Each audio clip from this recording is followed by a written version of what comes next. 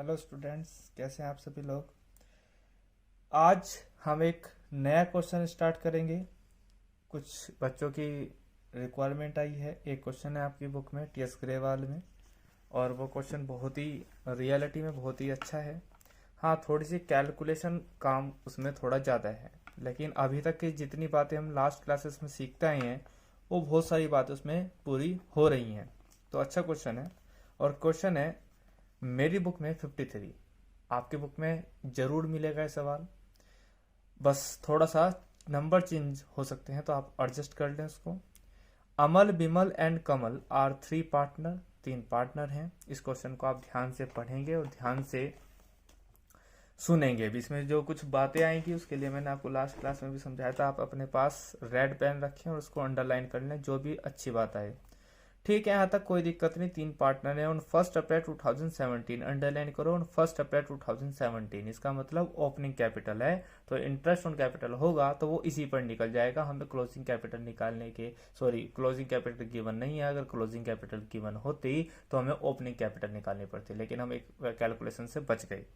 आगे चलते हैं। कहता है उनकी जो कैपिटल है, अमल की 40,000, बिमल की 30,000 और कमल की also 25,000। It was decide that, इन्होंने ये निश्चय किया, a they would receive interest on capital, इन्हें 5% इंटरेस्ट ऑन कैपिटल मिलेगा।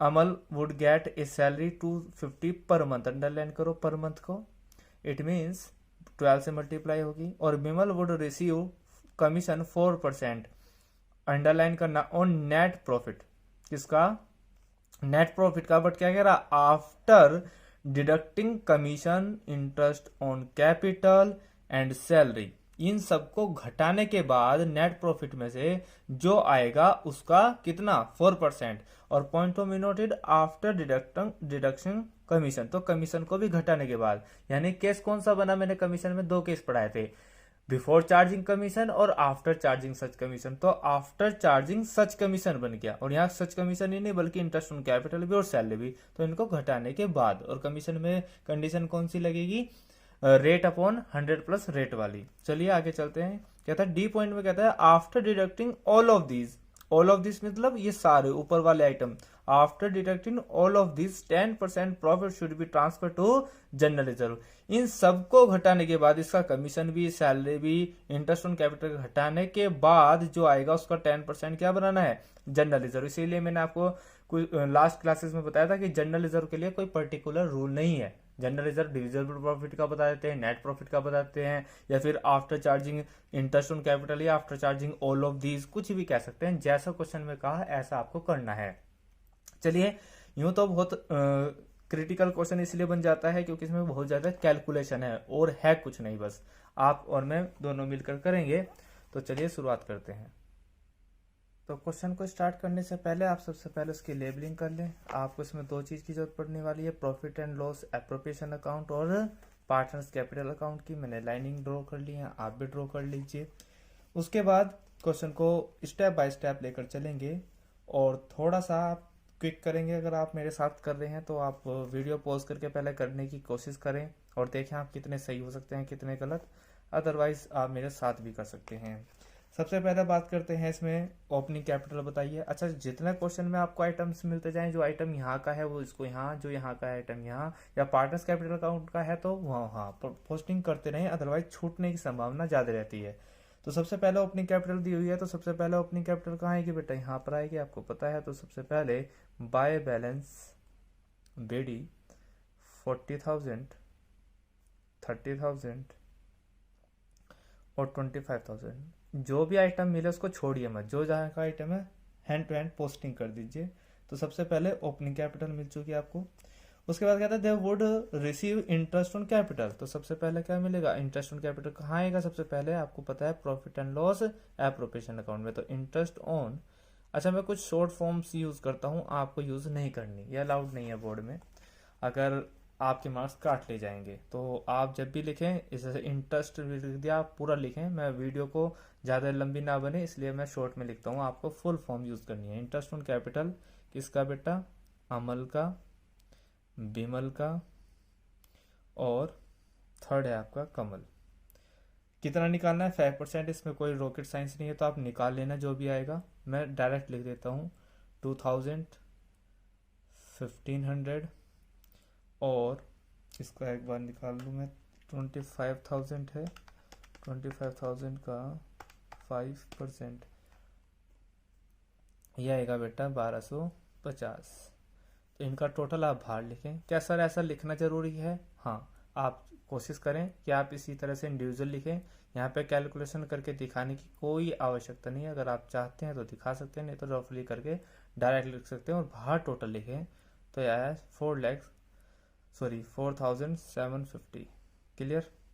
उसके बाद है सैलरी। क्या बताया उसने? Two salary. जैसे मैंने आपको बताया जितनी पोस्टिंग आप हैंड टू हैंड कर सकते हैं कर ले। तो इंटरेस्ट ऑन कैपिटल आपको बताया फाइनली वही पोस्टिंग होनी है, तो आप यहाँ पे पोस्टिंग कर लीजिए बाय इंटरेस्ट ऑन कैपिटल। कितना आया बेटा? इसका 2000, उसका 1500, उसका 1250। आगे चलते हैं। आगे गिवन है,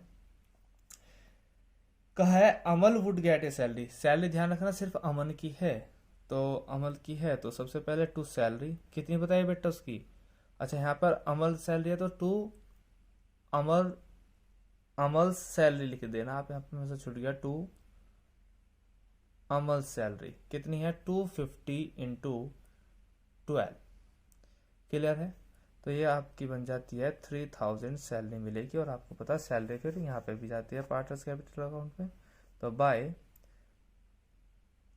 अमल्स सैलरी। क्लियर है। इनको सैलरी नहीं मिली तो अमल को मिले, सिर्फ अमल के कॉलम में 3000।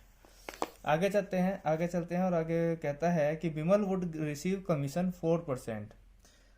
यहाँ पे लिखेंगे टू, किसको मिला बेटा? विमल को। और क्वेश्चन को ध्यान से पढ़ेंगे, ये वाली लाइन विमल्स कमीशन। यहाँ तक तो कोई दिक्कत नहीं है, अभी तक सिंपल क्वेश्चन था, आप कर भी सकते हो यहाँ तक। लेकिन क्या कहा? विमल की जो कमीशन मिलेगा वो मिलेगा, एक बार क्वेश्चन को ध्यान से पढ़ना, 4% on net profit after deducting interest on capital, salary और आल्सो कमीशन। तो कमीशन तो है नहीं जो मैं कमीशन घटा दूं, तो पहले मैं देख लेता हूँ नेट प्रॉफिट कितना क्वेश्चन में। By net profit. Net profit given है क्वेश्चन में 33,360। तो कह रहा after on net profit after deducting this and this commission. तो कमीशन तो हम घटा नहीं सकते, तो मैं इसको यहाँ पे करके दिखा रहा हूँ ताकि आप इसको समझ सकते हैं। ये कह रहा है इसमें से, यानी कि 33,360 में से आप घटा दें। जानते हैं क्या घटा दें? उसने कहा after deducting interest on capital, तो इसमें से ये भी घटा दो। घटा दिया। और कह रहा है घटा दो सैलरी, तो सैलरी को भी इसमें जोड़कर एक साथ घटा देंगे। ठीक है, यहाँ घटा माइनस का निशान लगा हुआ है, ये भी घटाना है, ये भी घटाना है और ये भी घटाना है कमीशन। तो कमीशन ना नहीं है, अभी तो निकला ही नहीं, कमीशन तो हम निकाल ही रहे हैं। तो उसके लिए क्या फॉर्मूला लगता है? Rate upon 100 plus rate. अगर आफ्टर डिडक्शन हो तो 4% बताया, तो नीचे क्या हो जाएगा बेटा? 404, यानी कि 100 प्लस 4 यानी कि 100 प्लस 4, तो 104 हो जाएगा। आप इसको कैलकुलेट कर लेना, कैलकुलेट करके ये आएगा 908.55। क्लियर है। अब आपको पता सैलरी आ गई यहाँ, तो कमीशन भी आता है बाय विमल्स कमीशन। कितना है कमीशन विमल का बेटा? 985। क्लियर है। आधे संकट खत्म हो चुके हैं, सिर्फ एक संकट रह गया रिलेटेड टू जनरल रिजर्व। अब आते हैं टू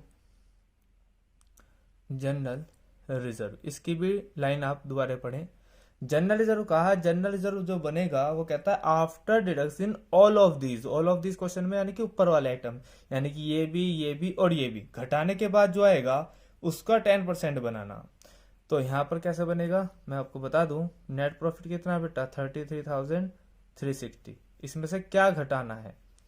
इसमें से माइनस करना है। क्या माइनस करना है? ऑल ऑफ दीज, यानी कि इन सब का टोटल। मैं बड़ा बड़ा करके दिखा रहा, आपको पेपर में ऐसा करने की कोई जरूरत नहीं है।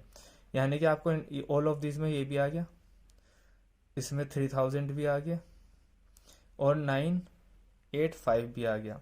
इसे घटाने के बाद, इन तीनों का टोटल को घटाने के बाद इन्हें क्या कर देंगे हम, इन्हें प्लस कर देंगे। ठीक है, इन सब का तीनों का प्लस, इन तीनों का टोटल, इसमें से घटाने के बाद जो आएगा, एक बार इसको घटा देते हैं, ये बनेगा 3336 माइनस 4750 माइनस 3000 माइनस 985, यह बचा आपका 24,625।